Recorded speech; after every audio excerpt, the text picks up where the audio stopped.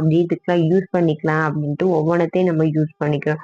இந்த மாதிரி பீட்ஸ்லாம் வந்து ஸ்டோர் பண்ணி வைக்கிறதுக்கு நான் வந்து யூஸ் பண்ற பொருள் இது வந்து என்னன்னு பார்த்தீங்கன்னா, இந்த ₹5 ஃபெவிகால் கம் டப்பா இருக்கும் பார்த்துருக்கீங்களா? இதெல்லாம் இப்ப வருதான்னு தெரியல. ஆனா நான் வச்சிருந்தேன். இந்த மாதிரி கண்டெய்னர்ஸ்லாம் நீங்க தூக்கி போடாம யூஸ் பண்ணிக்கலாம்.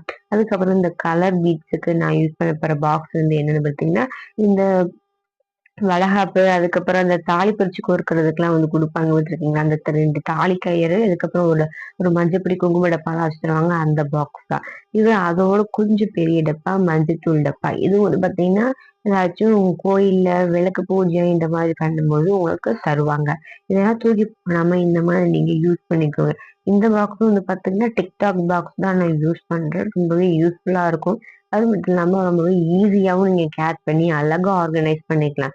இதுக்கப்புறம் உங்கள்ட்ட இந்த மாரி ரங்கீலா கலர் பாக்ஸஸ் இருந்துச்சு அப்டின்னா, அத ஒவ்வொன்னா காலியானதுக்கு அப்புறம் இந்த மாரி செப்பரேட் பண்ணி வச்சு, அதுக்குள்ளயே நீங்க பீட்ஸ் வந்து போட்டு வச்சுக்கலாம். இப்போ வந்து ஹேங்கிங்க்கு யூஸ் பண்ற பீட்ஸ் அதுவே நம்மளுக்கு கிளாஸ் பீட்ஸா தான் இருக்கும்.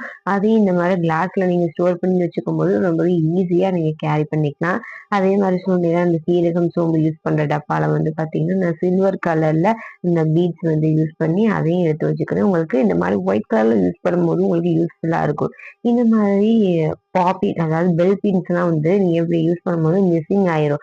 அதுக்காண்டி நீங்க இந்த பொட்டு இதெல்லாம் வாங்குறதுக்கு உங்களுக்கு டப்பா தருவாங்கல்ல, அதுல வந்து இந்த மாரி ஆர்கனைஸ் பண்ணி வச்சுட்டீங்கன்னா யூஸ்ஃபுல்லா இருக்கும். இதுக்கப்புறமா நெறைய வீட்ல யூஸ் பண்ணக்கூடிய ஒரு பொருள் வந்து என்னன்னு பார்த்தீங்கன்னா, தைலம். அதாவது எங்க வீட்ல அமிர்தாஞ்சன் டப்பா இருந்துச்சு. அந்த டப்பாவ தான் நான் யூஸ் பண்ணியிருக்கேன். காலியானதுக்கு அப்புறம் நீங்க எதையுமே தூக்கி போடாம அழகா இந்த மாரி ஆர்கனைஸ் பண்ணி வச்சிருந்தீங்கன்னா ரொம்பவே யூஸ்ஃபுல்லா இருக்கும். இதெல்லாம் ஆர்கனைஸ் பண்றதுக்கு மொத்தமா ஒரு பெரிய டப்பா எடுத்திருக்கேன். அது என்னன்னு பார்த்தீங்கன்னா, சாக்லேட் ஐஸ் கிரீமோட டப்பா. அதுல வந்து ஃபுல்லா நான் வரிசையா எல்லாத்தையும் ஆர்கனைஸ் பண்ணி ஒரு நீட்டான லுக்ல வந்து ஃபினிஷ் பண்ணி எடுத்துக்கிட்டேன்.